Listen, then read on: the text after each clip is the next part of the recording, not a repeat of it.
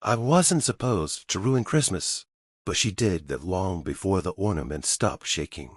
I stood in the middle of the living room, warm lights flickering over faces pretending to love one another. I took a steady breath and said the one truth that should have made her proud. I'm pregnant. Silence. Then her voice, sharp enough to cut bone. I don't want you or that bastard in this family. You're dead to me, and out of the will. Dead. She said it casually, like she'd practiced it. My fingers tightened around the small red present I placed under the tree for her. I smiled, just a polite, hollow curve of the lips, set the gift beside her feet, and walked out. I didn't look back. I didn't need to. Because the gift wasn't a peace offering. It was the final nail in her coffin. People think hatred grows overnight. It doesn't.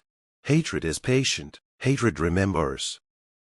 My mother loved control the way others love oxygen. I wasn't her daughter, I was her accessory, her voice, her image, her social currency. When I got into college without her money, she was offended. When I moved out, she was insulted. And when I fell in love with someone she couldn't buy or manipulate, she saw betrayal where there was none.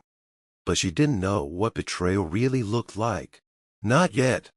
I discovered it piece by piece. Missing documents, drained accounts she managed for me, investments she handled for my future gone, my trust fund, my savings, even my grandmother's inheritance, emptied. She hadn't just stolen my childhood. She stole my future. When I confronted her, she laughed. You forgive me, you always do. Something inside me snapped quietly, cleanly, like a single thread being pulled from silk. I didn't shout. I didn't cry. I planned. People underestimate pregnant women. They see fragility. I felt sharper than I ever had. For 8 months, I collected everything: bank statements, transfer logs, screenshots, voice messages of her bragging about moving funds, a recording of her admitting she forged my signature. Every crime tied neatly with a ribbon. I found a lawyer who didn't flinch when I said I wanted justice, and everything she stole returned with interest. We built a case so airtight it suffocated her long before she even knew it existed.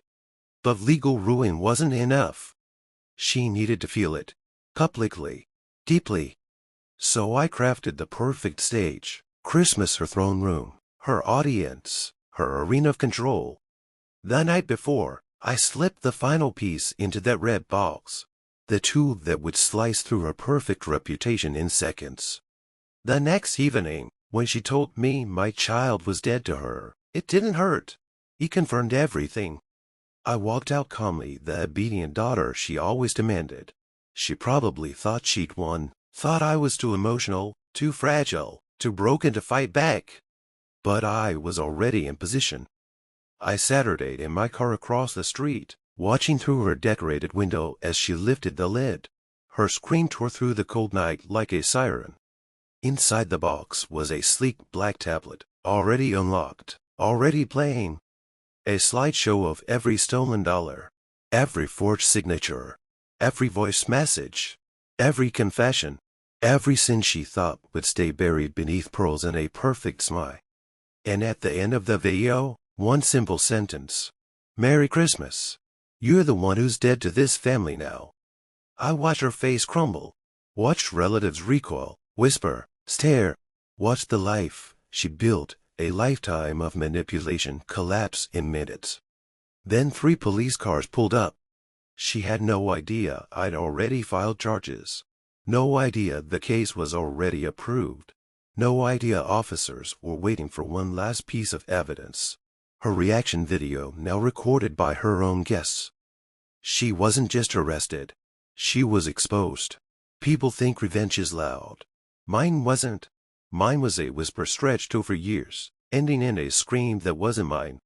And now, months later, holding my newborn daughter against my chest, I feel nothing but icy clarity. My mother didn't lose me. She threw me away.